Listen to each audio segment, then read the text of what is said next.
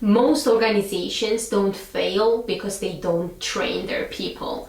They fail because they train them in isolation. They run workshops, launch new platforms, send out content, and for a moment it feels like progress. But 6 months later, nothing really changes because learning is not an event, it's an ecosystem. It's how strategy, leadership, and culture connect. It's how what we teach shows up in how leaders behave. It's how performance, not participation, becomes the measure of success.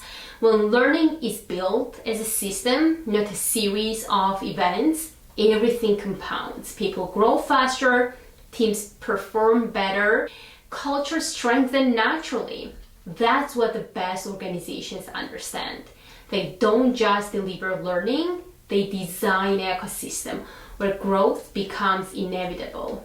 The organizations that win tomorrow are the ones that learn strategically today.